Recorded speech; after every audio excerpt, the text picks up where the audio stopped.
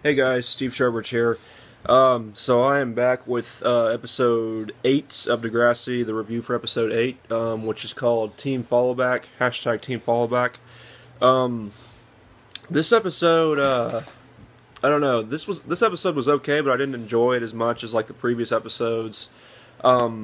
Basically in this episode we saw Tristan, so Tristan thinks he might have an STD.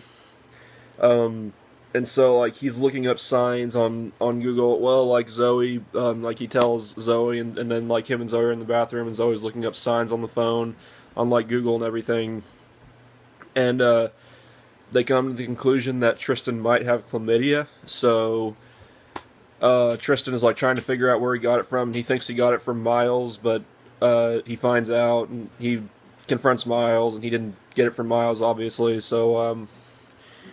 So he still thinks he has chlamydia, but he wants to find, because apparently he's hooked up with like 5 or 6 guys. And Tristan, are you being a slut or something? Are you a man whore? I mean, like, because this certainly sounds like it. I'm sorry, I'm not trying to shame, but sounds like you're kind of being a man whore. But anyways, so yeah, he thinks he might have chlamydia. So I think it's Zoe. I think it's Zoe that finds the website where you inform your partners, like, anonymously. So he does that, and then later on he's in, like, a council meeting, and the dude that's a part of Hunter's gaming group, and the dude that he went out with earlier in the season, I don't remember his name, but he walks in, and he's like, Tristan, you have chlamydia, and you didn't tell me, or you gave me chlamydia, and he's like, you're the only guy that I've ever done anything with, and it was obviously in front of the whole council, so it was like a really embarrassing moment and everything, and it was really awkward. And Tristan was just like, well, how do you know that it was from me? And then, but obviously the guy knew it was from Tristan, because it was the only guy he'd been with, I guess. So, that happened, it was really embarrassing, but eventually he finds out that he really has, it's just a urinary tract infection, which explains, like, the burning and everything.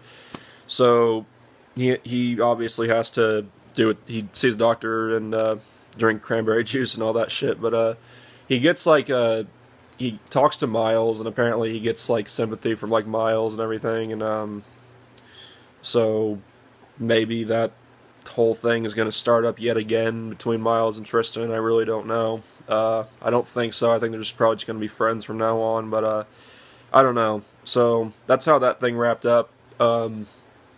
It was okay. Tristan is definitely not one of my favorite characters on the show. In terms of his character, I'm still just very, like, he's okay, I guess, but, like, I'm not really sold on his character yet. I might warm up to him eventually, but right now I'm just not really that interested in his character. We also had, Maya starting to get, like, a lot of, insults and, like, threats online, basically, like, cyberbullying. Like, people are calling her a cunt and a bitch. They're saying they're gonna rape her and everything, and she contacts, like, the authorities, and they're, like, talking to her about it, and they're like, well, there's really nothing we can do unless someone actually ends up, physically doing something. And they don't know who is actually creating the, creating the chain messages and everything. So they can't really do anything. So Maya's obviously really upset, and Zig wasn't the focus of the episode, but it still showed the fact that Zig had actually cheated, and it was, like, really, really getting to him. Grace too, obviously, because she knows, but, so that was really what Maya was dealing with the whole episode. And she made a speech at the end of the episode, talking about it, talking about how, words like rape and, things like that affect women, which it was a good speech, it was a good scene, but again, I'm not really behind this feminism thing. She said that when men shout things at women like rape and everything, it affects them because it's happened to women before, and I agree with that. But at the same time, it's like, men, I'm sure there have been plenty of men who have been raped too. I mean, I know it sounds ridiculous, but it can happen, roofies, everything. Bad things happen to men too, and then, like, this feminism seems like only bad things happen to women, and but bad things happen to guys too. So it was a good speech. I didn't entirely agree with it, but I saw the point, and I pretty much agree with the point, but I didn't really, I don't know, it's feminism. And I'm not saying that that doesn't apply to all feminists, obviously. More just like feminist extremists. But I don't know, that's a whole nother video. Maybe I should just do a video on feminism, but anyways. So that was pretty much the storyline for Maya this episode. I mean, it was pretty interesting because cyberbullying does happen, and it affects a lot of people.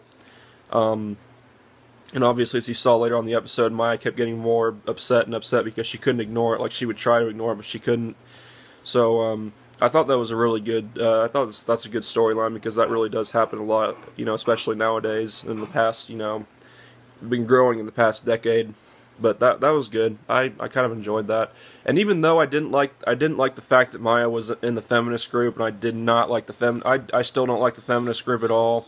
I still think that what they did to Hunter and his video game group was completely stupid, and I still think the Muslim girl is a completely oversensitive, you know what. But I don't know. I still felt really bad for Maya. I felt like you know, the things that were being done to her were very overboard, uncalled for, just very dangerous. Sorry, that's my dog. So I did feel bad for her, despite the fact that I'm kind of against the feminist club, but still, that's not cool, what's been happening to her. And we do find out who did it later on, but that'll be addressed in my next episode review. But, oh yeah, and by the way, Tristan, going back to Tristan, he had his headphones on, and Hunter pops up, and he says something like, you know, I told you so, or I told you that, or he says something, and he just, like, disappears. So that's kind of like a hint, or a foreshadowing of something. And then we get the whole Frankie storyline, which is probably like my least favorite storyline right now. You know, Miles is an interesting character. His storyline has been really good. Hunter, who is my favorite character, I've already stated that, is a very interesting character, a very interesting storyline that he's been put in. I just cannot get into Frankie's character or her storyline. Basically, she thinks she might still have feelings for Winston.